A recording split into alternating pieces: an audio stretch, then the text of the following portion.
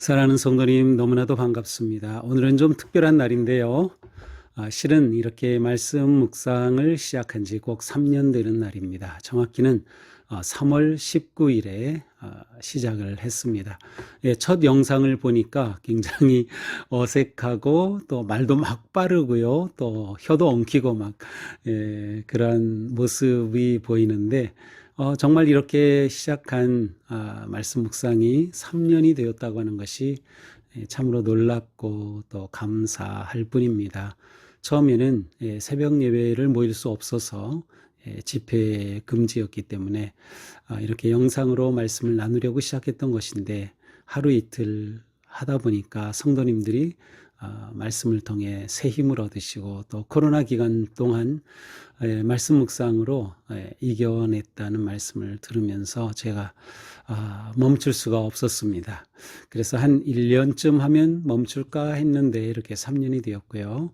지금 제 마음은 성경 66권 전부 다 묵상할 때까지는 계속 하면 좋겠다 하는 것이 제 마음입니다. 이렇게 3주년을 맞이하면서 우리 성도님들이 더 말씀 묵상에 함께 참여해 주시고 또 무엇보다 우리 교회 모든 성도님들이 좀 함께 해주셨으면 좋겠다는 제 간절한 마음입니다. 말씀을 먹지 않고서는 우리가 건강하게 또 승리의 삶을 살 수 없기 때문이죠. 끝까지 완주할 수 있도록 많이 참여해 주시고 밴드로 특별히 참여해 주시면 그곳에 묵상 듣고 또 참여한 후에 여러분의 그 받은 은혜를 이렇게 올려 주실 수가 있고요. 물론 이제 유튜브에도 올려 주시는데 유튜브는 그렇게 모든 분들이 함께 보기는 좀 어려울 것 같아요. 또 밴드는 이렇게 남긴 글이 계속 남아 있기 때문에 우리가 서로 은혜를 나누고 또 격려가 되기도 합니다. 물론 유튜브로도 계속 그렇게 참여해 주셔도 감사하고요. 앞으로 언제까지 계속될지는 모르지만 이미 성경의 약 3분의 4, 5분의 한 3 정도는 이미 지나왔습니다. 앞으로 한 2년 정도면은 거의 66권을 할 수 있으리라고 생각합니다. 3주년을 맞아서 좀 길지만 이렇게 감사와 인사의 말씀을 드리고 성도님들의 격려와 또 은혜 나누어 주심이 너무나도 감사하고 또 저에게 힘이 됩니다. 우리 계속해서 말씀으로 든든하게 세워져 가는 우리의 삶, 우리 교회, 우리 가정 승리하는 삶 되기를 축복합니다. 첫 영상 짧게 올린 것 한번 보시면서 오늘 묵상 시작하도록 하겠습니다. 사랑합니다.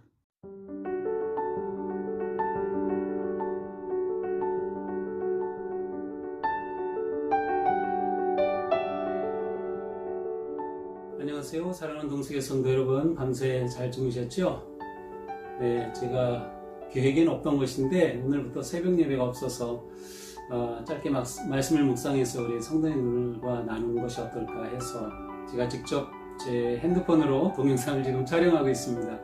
굉장히 어색할 수도 있고요, 좀 서투를 수도 있지만 성도님들과 함께 하고 싶은 제 마음입니다. 그래서 매일 새벽에 이 영상이 올라오면 언제든 여러분들과 함께 짧지만 새벽 말씀 묵상의 시간을 나누면 좋겠습니다.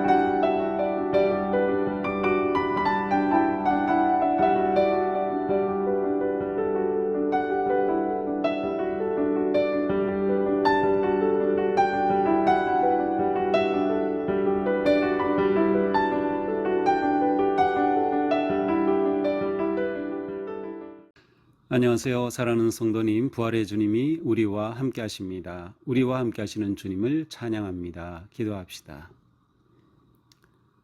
우리의 영원한 소망이 되신 주님, 우리에게 천국의 놀라운 은혜와 생명을 허락하여 주신 주님, 이 아침에 주님의 거룩하심을, 주님의 그 은혜를 감사하며 찬양합니다. 오늘도 저희들은 주님의 말씀을 의지하며 또한 주님의 말씀을 힘입어 살기 원합니다. 오늘도 주실 말씀을 기대하오니 말씀을 깨닫게 하여 주시고 또 깨달은 말씀대로 살아갈 용기와 믿음을 허락하여 주시옵소서. 이 시간도 주님의 감동하심 속에 말씀의 은혜 가운데 들어가게 하여 주시옵소서. 예수님 이름으로 기도합니다. 아멘. 오늘 말씀은 마태복음 22장 23절에서 33절입니다. 부활이 없다는 사두개인들이 그날 예수께 와서 물어 이르되 선생님이여 모세가 일렀으되 사람이 만일 자식이 없이 죽으면 그 동생이 그 아내에게 장가들어 형을 위하여 상속자를 세울지니라 하였나이다. 우리 중에 7형제가 있었는데 마지가 장가들었다가 죽어 상속자가 없으므로 그 아내를 그 동생에게 물려주고 그 둘째와 셋째로 일곱째까지 그렇게 하다가 최후에 그 여자도 죽었나이다. 그런즉 그들이 다 그를 취하였으니 부활 때에 일곱 중에 누구의 아내가 되리이까? 예수께서 대답하여 이르시되 너희가 성경도 하나님의 능력도 알지 못하는 고로 오해하였도다. 부활 때에는 장가도 아니가고 시집도 아니가고 하늘에 있는 천사들과 같으니라. 죽은 자의 부활을 논할진대 하나님이 너희에게 말씀하신 바 나는 아브라함의 하나님이요 이삭의 하나님이요 야곱의 하나님이로라 하신 것을 읽어보지 못하였느냐? 하나님은 죽은 자의 하나님이 아니요 살아있는 자의 하나님이시니라 하시니 무리가 듣고 그의 가르치심에 놀라더라. 아멘. 자, 성경에서 예수님과 계속 대결하는 그런 부류들이 있죠. 네, 바리새인, 사두개인, 율법사들, 예수님과 계속 갈등 구조 가운데 있어요.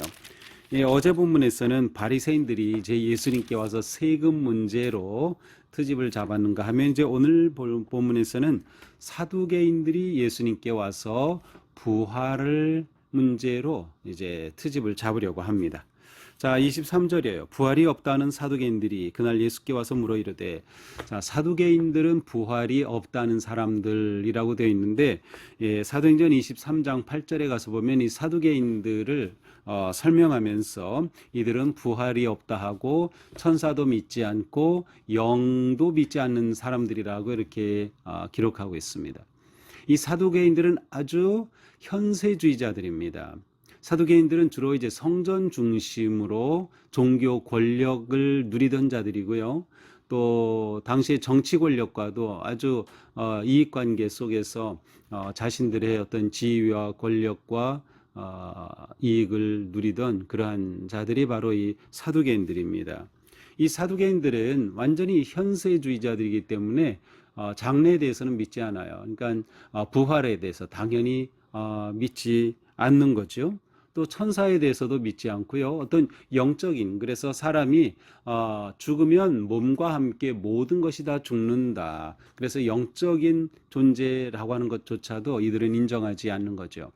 자, 이들은 이러한 자신들의 신앙을 가지고 있으면서 어떻게 되겠어요? 현재에서 그냥 자기들이 하고 싶은 대로 마음껏 누리면서 살려고 하는 그러한 사람들이 바로 이 사두개인들이었습니다. 근데 사두개인들이 예수께 와서 묻습니다. 선생님, 모세가 일렀으되, 자, 이 부활에 관해서 이제 예수님과 논쟁을 일으키는 것인데요. 그 근거로서 모세가 말한 것을 이제 언급하고 있어요. 이 사두개인들은 이 당시에 오경이라고 불리는 이제 모세 오경이라고 불리는 창세기, 출애굽기, 레위기, 민수기, 신명기까지 5권만 권위로 인정하고 이것만은 믿었기 때문에 모세가 말했다. 그러면은 아주 모든 것에 권위를 가지는 거죠. 그래서 모세가 말하였기를 만일 자식이 없이 죽으면 그 동생이 아내에게 장가들어 형을 위하여 상속자를 세울지니라 하였나이다. 자, 이것은 이제 신명기 25장 5절에 나오는 것인데 여러 가지로 명칭 불리지만 그냥 쉽게 수혼 제도를 말합니다. 여기서 수는 형수님, 형수를 말할 때 그 숫자를 써요. 그래서 형수와 결혼하게 하는 제도를 말합니다. 자, 이것은 무엇인가 하면 이제 형제들이 여럿이 있어요. 그런데 제일 마지가 이제 결혼했는데 자녀가 없이 죽게 되었어요. 그렇게 될 경우에는 그 동생이 남동생이죠. 형수를 맞아서 자식을 낳아줘야 한다는 거예요. 이것은 사실 이 당시에 이스라엘 백성들이 조상으로부터 물려받은 하나님께서 그들에게 허락하신 그러한 조상으로부터 물려받은 모든 유업이 끊어지지 않고 계속 이어지도록 하기 위해서 만들어진 그러한 법이었습니다. 그러니까 이 수혼법을 통해서 그 가문을 이어갈 수 있고 또 유산을 이어갈 수 있게 되는 거죠. 그래서 하나님이 주신 그 기업, 땅이 다른 사람들에게로 가지 않도록 하기 위한 법이었어요. 그래서 동생이 형수를 맞아들여 자식을 낳게 해 주어야 하는 그러한 제도였습니다. 또 한편으로는 이러한 제도를 통해서 또 여성도 보호하는 그러한 기능을 했던 것을 볼 수 있어요. 만약에 이제 형수가 혼자 남았는데 이러한 제도가 없다고 하면 그 형수가 살아가는 데 있어서 어려움이 있을 수 있는 거죠. 자, 이러한 그 의도로 생겨진 제도입니다. 그런데 이제 이 사두개인들이 예수님께 와서 따지는 거죠. 자, 정말 이 법대로라면 이제 자식이 없으면 그 동생이 그러면서 자기들 나름대로 하나를 가정하는 거예요. 자, 형제 7이 있었는데 마지부터 해서 다 차례대로 죽었어요. 그런데 자식이 없이 죽었어요. 그렇게 되면 이 큰 마지의 그 아내였던 형수는 결국 자식을 얻기 위해서 그 동생들과의 관계를 갖게 되지만 결국 다 자식이 없게 되었다면, 그래서 이들이 다 죽었다고 하면 부활 때 이 여인은 누구의 아내가 되겠느냐라고 하는 거죠. 생각해 보면 논리적으로는 그럴듯하죠. 정말로 이렇게 되면 그때는 어떻게 되지? 자, 이렇게 예수님에게 와서 이 수혼 제도를 통해서 예수님을 곤경에 빠뜨리려고 합니다. 자, 그러자 예수님이 이렇게 말씀하셔요. 너희가 성경도 하나님의 능력도 알지 못하는 거로 오해하였도다. 자, 이들은 지금 부활이 없다는 것을 주장하는 사람들이죠. 예수님께 와서 정말 부활이 있다고 말하면 이렇게 모순된 일이 있지 않겠느냐라고 따지는 거죠. 예수님은 너희가 성경도 모른다, 하나님의 능력도 알지 못하기 때문에 오해하였다, 잘못 알고 있다. 그러면서 뭐라고 하셔요? 부활 때는 장가도 아니가고 시집도 아니가고 하늘에 있는 천사들과 같으니라.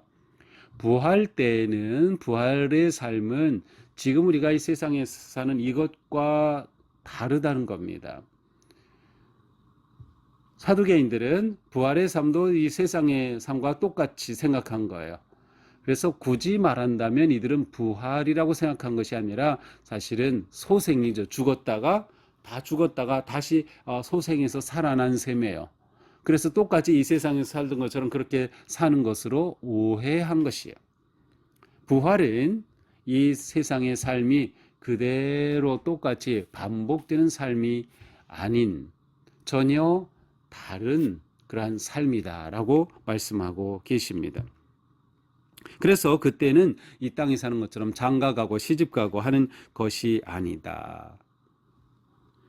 하늘에 있는 천사들과 같다. 자, 하늘에 있는 천사들과 같다라는 것은 이제 사람이 죽으면 이제 부활의 때가 되면 부활의 새로운 몸을 입게 돼요. 그러나 그 전까지는 그가 부활의 새 몸을 입기까지는 하나님 앞에 있는 그러한 존재로서 여기서는 천사라고 하는 개념을 말씀하고 계셔요. 자, 그러니까 이 사두개인들은 부활에 대해서 잘못 알고 있었기 때문에 이렇게 율법을 가지고 와서 예수님을 시험하는 것이 잘못되었음을 분명히 지적하고 계셔요. 자, 그러면서 또 한 가지를 말씀하시죠. 하나님이 죽은 자의 부활을 논할진대 하나님이 너에게 말씀하신 바, 너희가 정말 모세의 율법을 가지고 와서 그렇게 물어봤지, 그렇다면 하나님께서 모세에게 뭐라고 말씀하셨는지 알겠느냐 라면서 32절을 말씀하셔요. 이것은 출애굽기 3장 6절에 나오는 말씀이에요. 나는 아브라함의 하나님, 이삭의 하나님, 야곱의 하나님이다. 모세에게 하나님이 이렇게 말씀하신 거죠. 저에게 도대체 부활하고 무슨 상관이 있는 거죠? 자, 하나님이 모세에게 이 말씀을 하실 때 아브라함, 이삭, 야곱은 이미 죽은 자들입니다. 그런데 예수님은 하나님은 모세에게 말씀하시면서 이렇게 말씀하신 거예요. 나는 하나님, 아브라함의 하나님, 이삭의 하나님, 야곱의 하나님. 이것은 나는 지금 아브라함의, 이삭의, 야곱의 하나님으로 존재하고 있다라는 거예요. 지금. 그러니까 아브라함, 이삭, 야곱은 지금 완전히 소멸된 존재가 아니라 하나님께서 그들의 하나님으로 존재하고 계시니 그들이 지금 살아있다라는 것을 의미하는 것이죠. 그러므로 부활이라고 하는 것에 대해서 부활이 없다라고 주장하는 사두개인들의 생각은 완전히 잘못된 것이죠. 자, 이렇게 하시면서 죽은 자의 부활에 관한 말씀을 하셔요. 자, 뒤에 뭐라고 하셔요? 하나님은 죽은 자의 하나님이 아니요. 이것은 하나님은 죽음에 갇힌 하나님이 아니요. 살아있는 자의 하나님이다. 죽음이 가둘 수 없는 하나님이시다. 죽음으로 영원히 끝나버린 것이 아니라 죽음은 존재 방식이 바뀌는 겁니다. 그래서 우리는 하나님의 은혜로 부활의 존재로 살아가게 되는 거죠. 물론 이 부활 후에 우리가 어떤 몸이 될지에 대해서는 우리가 정확히 알 수가 없어요. 사도 바울도 부활의 몸에 대해서 말씀은 하지만 또 단어도 다른 단어를 써요. 그래서 부활의 그 몸은 일반 우리가 육체로 가지고 있는 이러한 몸, 같은 몸이라는 단어를 쓰지만 다른 종류의 단어를 쓰고 있어요. 그래서 뭐 사르크스, 소마 이와 같이 다른 단어들을 쓰고 있는데 그것은 부활의 존재로 된다는 것은 우리가 지금 현 세상에서 이렇게 육체적으로 경험하는 것과는 전혀 다른 질적인 그러한 존재로 부활한다는 것을 의미하죠. 자, 이렇게 예수님이 사두개인들에게 말씀하시자 무리가 듣고 그의 가르치심에 놀라더라라고 끝나고 있습니다. 자, 오늘 말씀을 보면서 일단 우리는 부활이 단지 사람이 소생하는 것이라고 본다면 사두개인들의 그러한 오해에 빠질 수가 있어요. 자, 그러나 예수님은 뭐라고 하셔요? 성경도 하나님의 능력도 알지 못한다. 자, 부활은 우리의 이해의 문제가 아니라 하나님의 능력의 문제입니다. 그러니까 우리는 하나님의 능력에 대해서 믿느냐라고 하면 부활에 대해서도 믿느냐가 나오는 거예요. 하나님의 능력을 오해하면 부활에 대해서도 오해하게 되는 거죠. 우리는 정말로 하나님이 우리의 생명의 창조주이시다. 그 창조주신 하나님께서 그리스도 예수 안에서 우리에게 부활의 놀라운 은혜를 주신다라고 하는 것을 우리가 믿는다면 곧 하나님이 놀라운 능력으로 부활의 삶을 우리에게 선물로 주심을 믿는다면 우리는 부활을 믿는 거예요. 하나님의 그 능력을 우리가 믿으면 부활을 믿는 거죠. 그러니까 부활은 하나님의 능력에 관한 문제예요. 사두개인들은 성경도 하나님의 능력도 알지 못했던 것이죠. 그러므로 우리는 다시 한번 부활 신앙, 부활의 믿음을 다시 한번 되새겨 봐야 합니다. 우리는 단지 이 땅에서 살다가 죽어 소멸될 존재가 아니다. 우리는 하나님의 거룩하신 형상을 닮은 존재, 또 우리 안에는 하나님의 영이 거하시기에 우리는 성전인 존재가 되었지요. 그래서 우리는 하나님의 은혜와 능력으로 부활의 삶을 살아갈 존재다라고 하는 거죠. 그러니까 우리에게는 이러한 부활의 믿음이 중요합니다. 물론 예수님 당시에 바리새인들은 부활을 믿었어요. 내세를 믿었고요. 그러나 사두개인들은 믿지 않았죠.